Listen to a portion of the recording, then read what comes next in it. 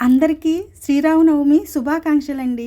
అందరూ ఆ రామయ్య తండ్రి దయ వల్ల చల్లగా ఉండాలని నేను కోరుకుంటున్నా. ఆ రాముడిని చూసి మనం ఎంతో నేర్చుకోవచ్చండి.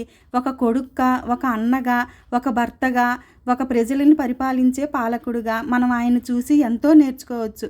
అసలు రామాయణంలో మనం చూసిన గురించి మనం తెలుసుకోవాల్సినవి ఏంటో తెలుసా?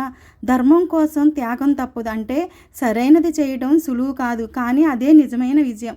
సీత లాంటి సహనం బలహీనం కాదది బలం. నిశ్శబ్దంగా భరించడం కూడా ఒక శక్తేనండి. అంటే సీత ఎంత సహనంగా ఉందో కదా. కష్టాల్లో నిజమైన మనుషులు తెలుస్తారు, సుఖంలో కాదు. బాధలో ఎవరు ఉన్నారో అదే నిజం. అంటే హనుమంతుడు శ్రీరాముడికి హెల్ప్ చేసిన వాడే కదా.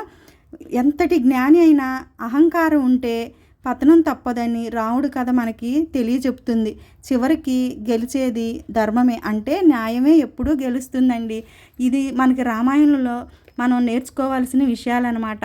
ఒక కొడుక్క తండ్రి మాటను నిలబెట్టే ఆ శ్రీరాముడు, అన్నదమ్ముల మీద ప్రేమ, ఒక భార్య మీద ప్రేమ, అట్లాగే రాజ్యాన్ని ఎలా పరిపాలించాలో తెలిసిన వాడే శ్రీరాముడు. ఆ శ్రీరాముడు లాంటి కొడుకు ప్రతి ఇంట్లో ఉంటే ఆ ఇల్లు ఎప్పుడు సుఖ సంతోషాలతో ఉంటుంది కదా. నిజమే కదా.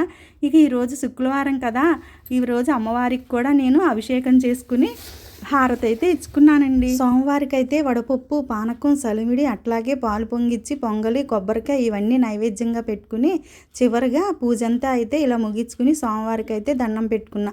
అందరినీ చల్లగా చూడు తండ్రి అని చెప్పి.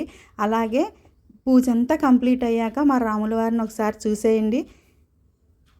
జై శ్రీరామ్, జై జై శ్రీరామ్. రామయ్య అందరినీ కాపాడయ్యా.